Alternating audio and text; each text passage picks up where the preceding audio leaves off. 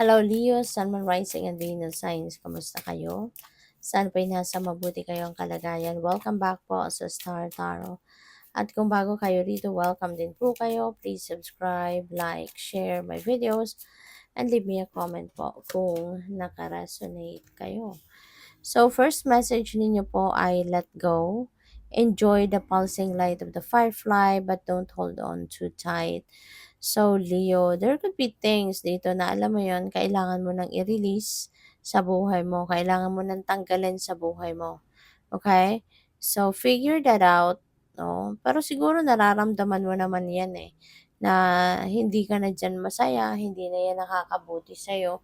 Maaaring ramdam mo na din yan. Kaya, wag mo nang pigilan.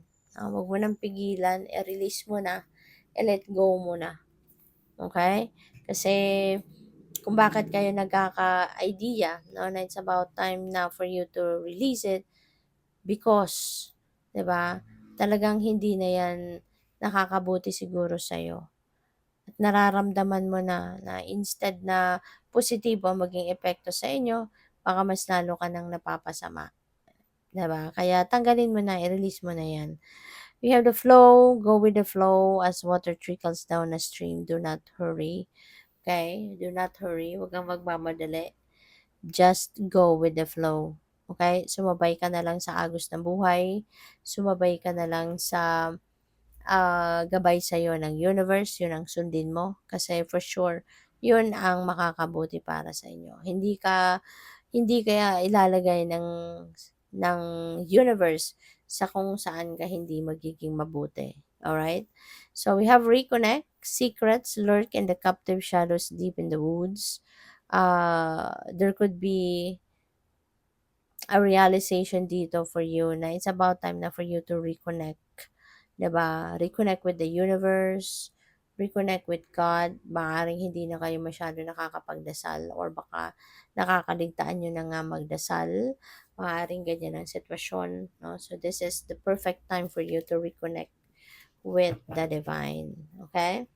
So, tingnan natin kung ano pa ang ganap. And by the way, maraming salamat po for subscribing. And if you haven't subscribed yet, subscribe na kayo. And also, maraming salamat din for not skipping the ads. Malaking bagay po yan sa akin. Thank you.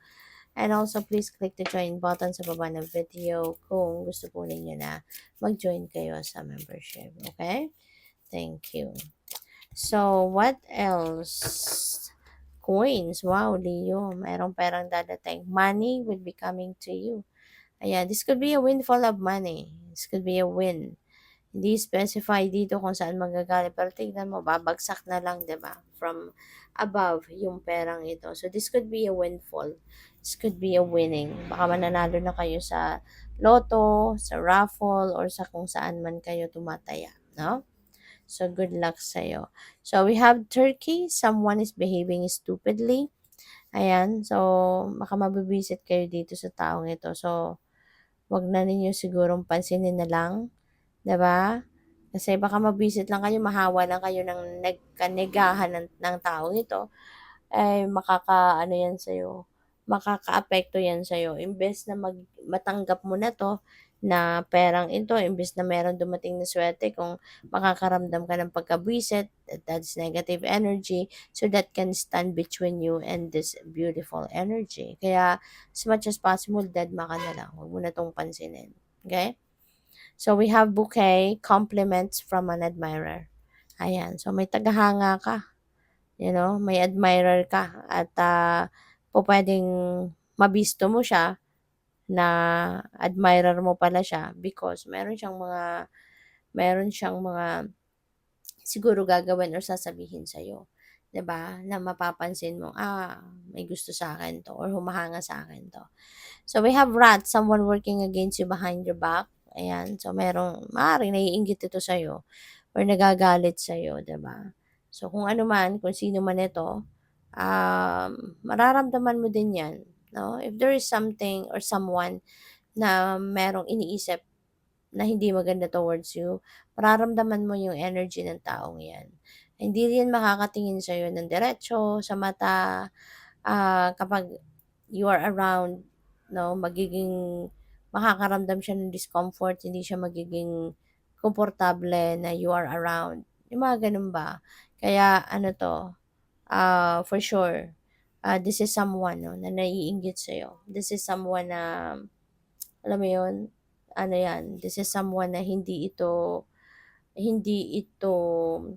pupuwedeng hindi ito makalapit sa'yo kasi somehow magkakaroon siya ng discomfort kasi meron siyang hindi magandang iniisip sa'yo. So, siya lang din naman ang magkakaroon ng discomfort, 'di ba? At saka ipagdasal mo na lang mga taong ganyan kasi for sure they don't know what they are doing. Kasi otherwise, 'di ba, kung alam nila na yung kung sino ang nag-iisip ng hindi maganda sa ibang tao, sometimes even before they do it, 'no, doon sa kung sinong pinag-iisipan nila na masama, bumabalik na sa kanila, nangyayari na sa kanila, 'di ba? Kaya ibig sabihin nito, hindi nito alam ang magiging epekto nito sa kanila.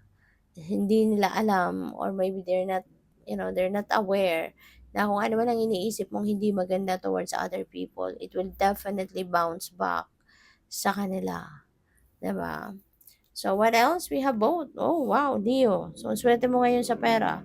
Talagang in the next few days, siguro nandito yung swerte sa horizon mo regarding money. Tignan mo. 'Di ba sabi dito, money will be coming to you. Ayan, umuulan ng pera. Kasi ito, may paparating isang barko, oh.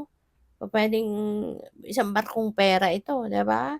So, this could be a big amount of money na maaaring dumating sa buhay mo.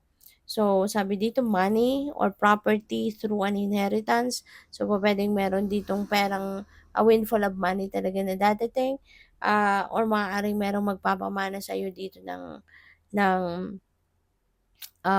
property, 'di ba? Maaaring makukuha mo na yung mana mo. This could be a win, 'no, pupuwedeng panalo ito.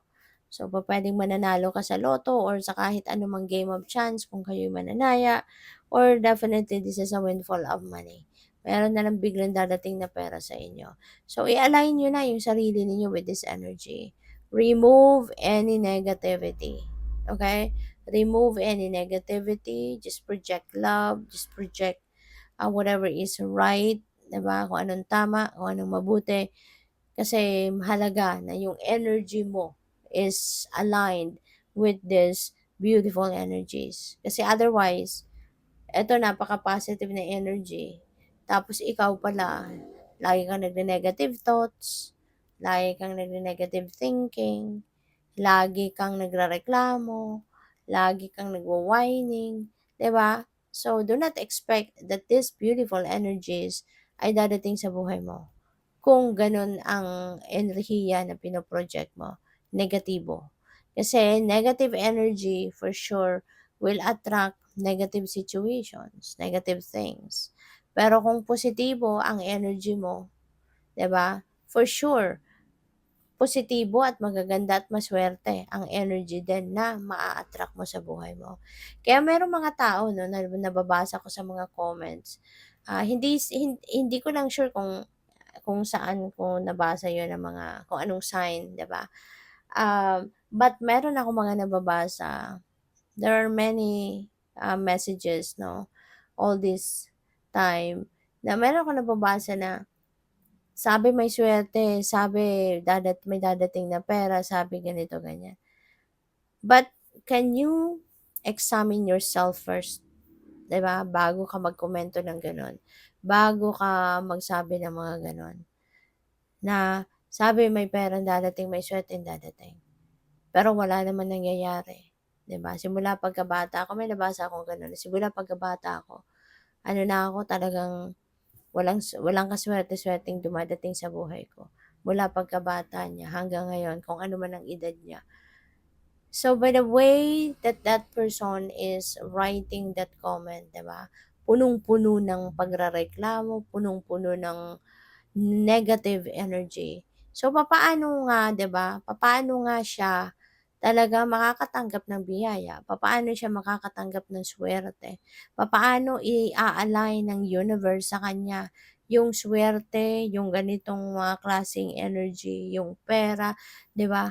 Kung gano'n siya mareklamo, nagtatampo sa universe, yung mga gano'n, hindi siya for sure makakatanggap anytime soon ng biyayang ganito ng mga positibong pangyayari kasi that person is projecting negative energy. And that is the law of attraction. That is one law of attraction is one of the laws of the universe. 'Di ba? If you are projecting negativity, then do not expect positive situations to come towards you. Pero kung nagpo-project ka ng positivity, positibo lang ang iniisip mo, nararamdaman mo, 'di ba? You are hopeful, you are optimistic, 'di ba? Yung enthusiasm mo lagi nandiya diyan, ang pag-asa nandiya diyan sa puso mo.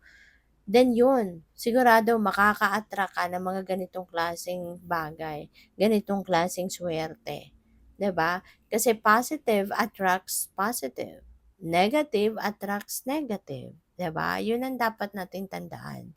Alright? So, let's go on. We have wall misunderstanding. Baka meron ditong hindi pagkakaintindihan kayo with another person.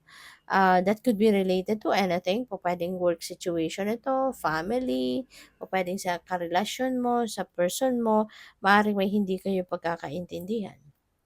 'Di ba? So, sana maayos ito. 'Di ba? Because this is negative energy that can also stand between you and these beautiful blessings. 'Di ba?